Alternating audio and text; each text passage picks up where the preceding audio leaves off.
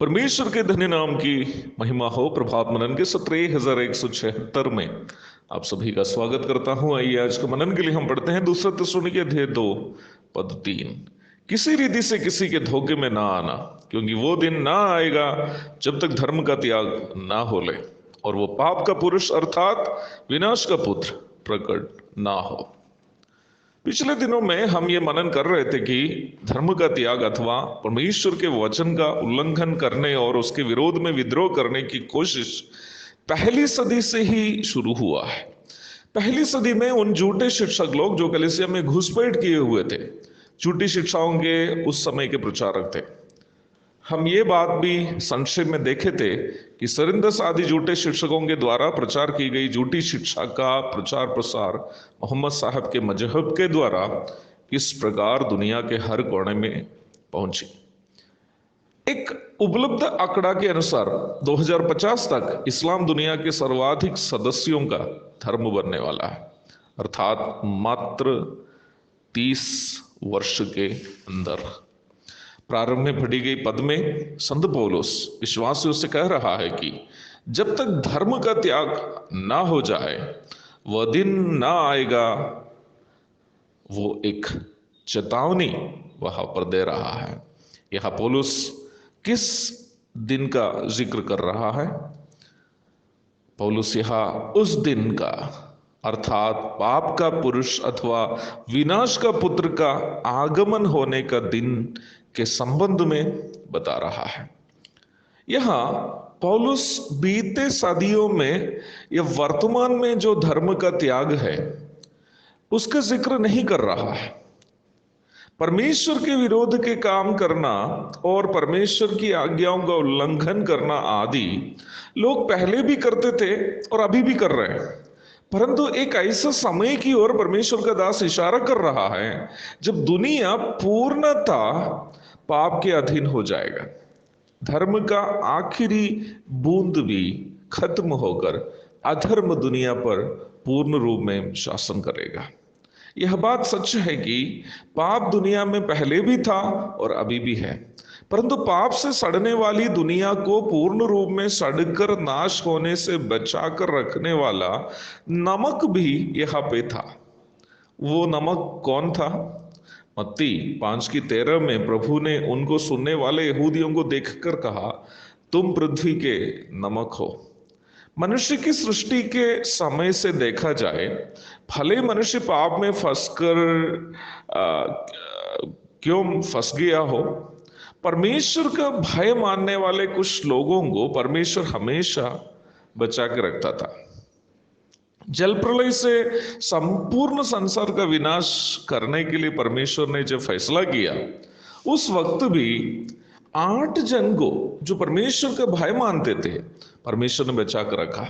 सदोम और अमोरा शहरों को नाश करते वक्त परमेश्वर ने अब्राहम से यहां तक बताया कि यदि 10 धर्मी भी उन शहरों में बचे हैं तो वो उन शहरों का नाश नहीं करेंगे। उत्पत्ति 18:32। परंतु सदोम और अमोरा शहरों में 10 धर्मी भी नहीं थे।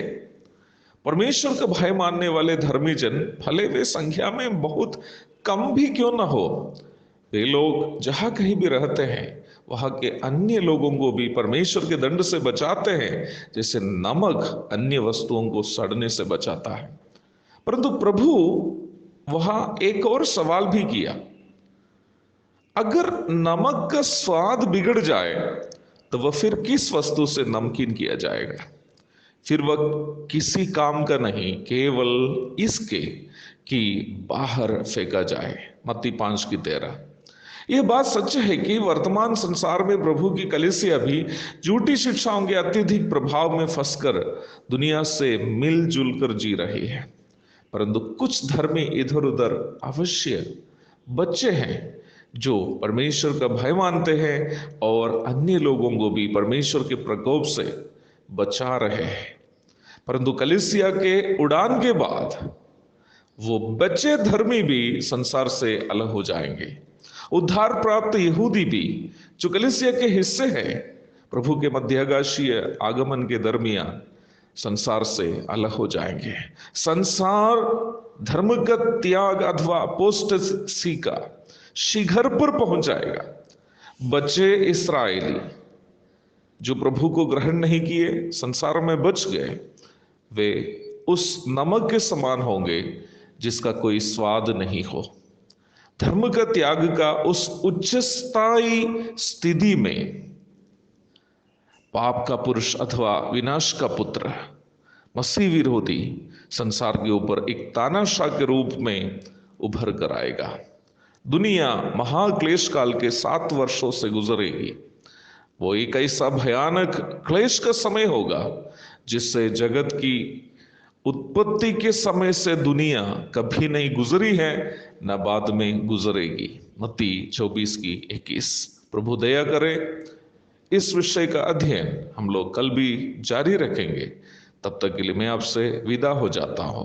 मेरे प्यारों, एक बहुत बड़ा महाक्लेश काल पृथ्वी के ऊपर आने वाला है, परंतु उसके पहले प्रभु बचे धर्मी को, जो यीशु मसीह पर विश्वास करके उद्धार पाए हैं, जीवन की पुस्तक में अपना नाम अंकित किए हैं, उनको धरती से अलग करेंगे। धरती उसके पश्चात पूर्ण रूप में पाप में फंस जाएगी।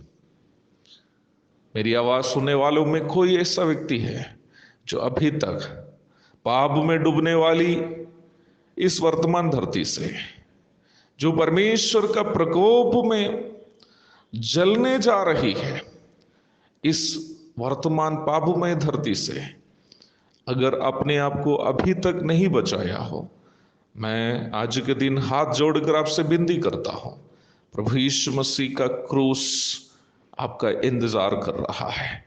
उनका लहू आपके हर पाप को शुद्ध करने वाला है। केवल आपको मुंह से यीशु को प्रभु जानकर अंगीकार करना है और मन में विश्वास करना है कि यीशु मसीह आप पापी के दंड को अपनी देह पर उठाकर क्रूस पर बलि होकर तीसरा दिन जी उठा है।